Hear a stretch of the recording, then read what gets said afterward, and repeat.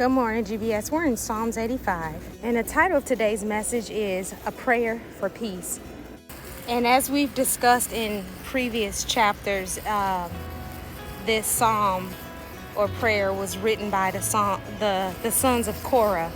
And just a quick recap, those were the ones who used to do the janitorial work or the handiwork, the more physical work in the temple of God. So this prayer, it comes from them.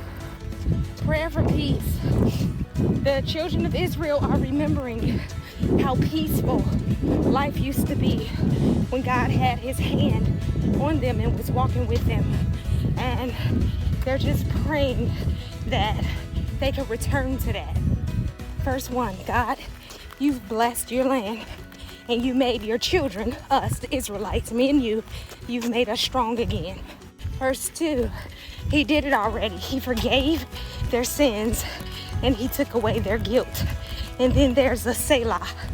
You know, when we do Selah, that's a reflection. So with sin comes guilt. You ever feel guilty about stuff? It's not a good feeling. It's not.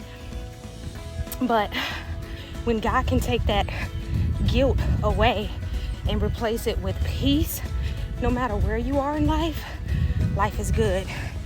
And they're using past tense. They said, you already blessed, ED.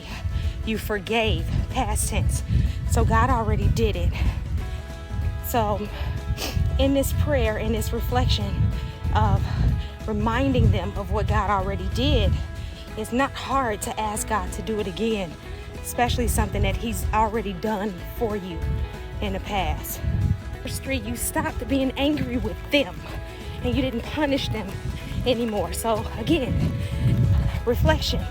God at one point was angry with his children. He punished them, but then he stopped and he didn't punish them anymore. Now, taking from that place, the place of peace where God's hand is on their life, now they want to ask him to please do it again. So now here's the prayer request. Make us strong again, God. Do it again. It's not like you haven't already done it. We need you to rescue us.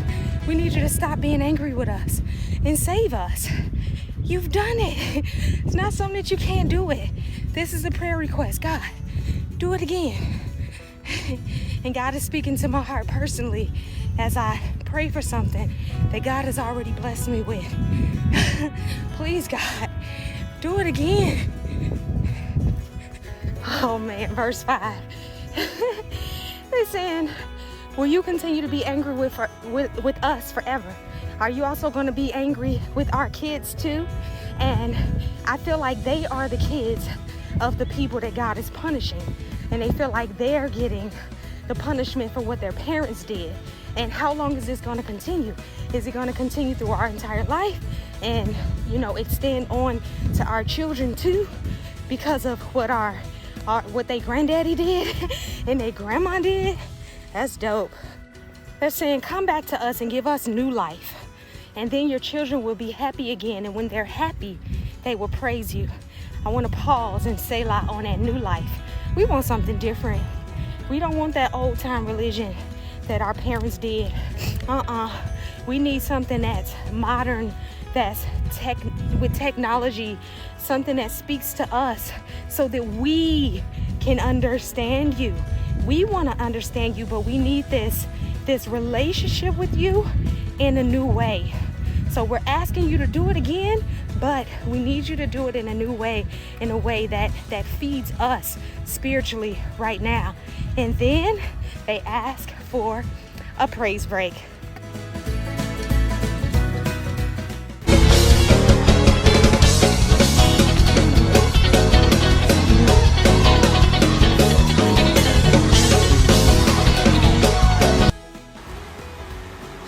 Return our peace, return back to us.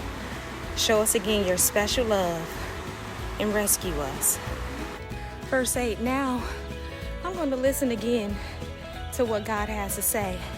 He's going to give peace to us, but that's only if we don't return back to doing stupid stuff. What does peace look like to you? This is what peace looks like to me. And I'm holding on to this message, and I'm going to try my best to not do stupid stuff so that I can continue to enjoy this life of abundance that God promised us. This life, this road of peace.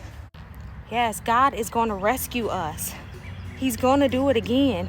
And then we too, just like our forefathers, we're going to get to see his glory again. And I'm looking forward to that, because it's been hard. It's been tough. It's been not easy.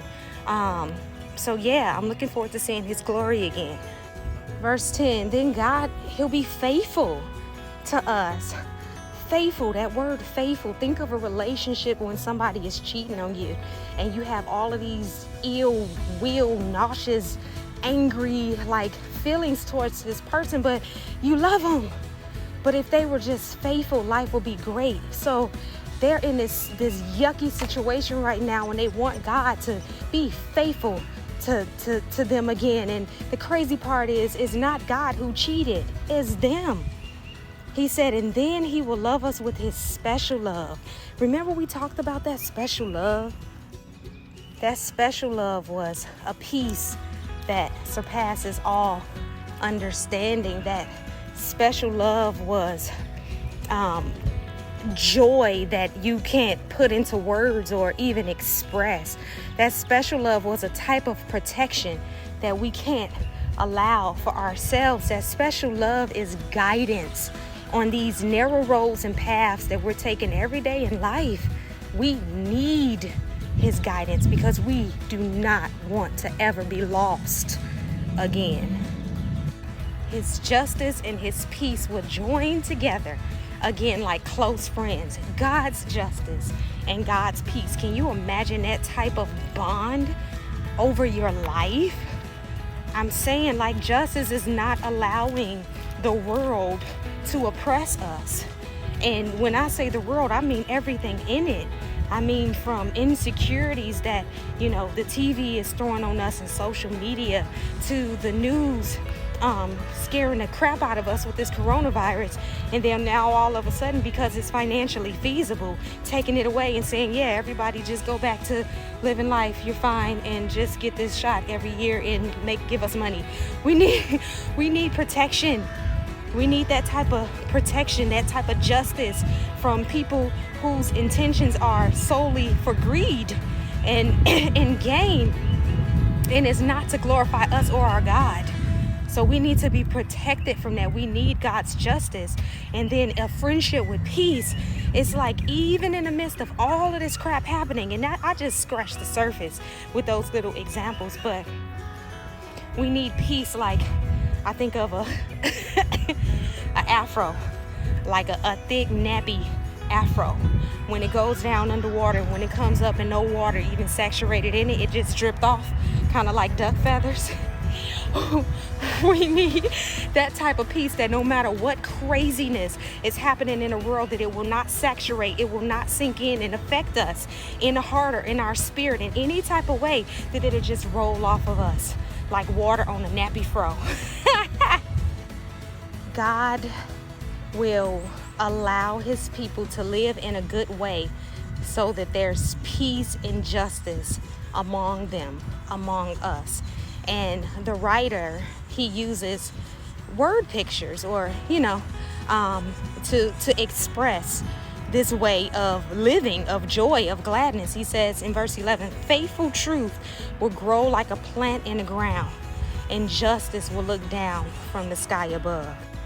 And then it goes back in verse 12 to God's blessing. Yes, he'll bless us with plenty of food, because everything will grow in our land when we're living the way that God ordains us to live. When we're expressing God's love through our conversations, through our relationships, when we're not getting into financial situations because of greed, but instead, how can we bless somebody? How can we honor somebody? How can we have the heart of God, which is rooting for the underdog, the poor and the weak? When we live like that, then our food will grow. There will be growth in the land. There will be growth in us. There will be growth in our world. People will I don't even know how to say this. Be happily ever after. This last part says justice will go before God, and then his footsteps will create a path for which we are supposed to walk on. So again, when we're on that road and we don't know where to go, we don't know where the path takes us, we get to follow God's footsteps to lead us where he wants us to go. Y'all be blessed, everybody.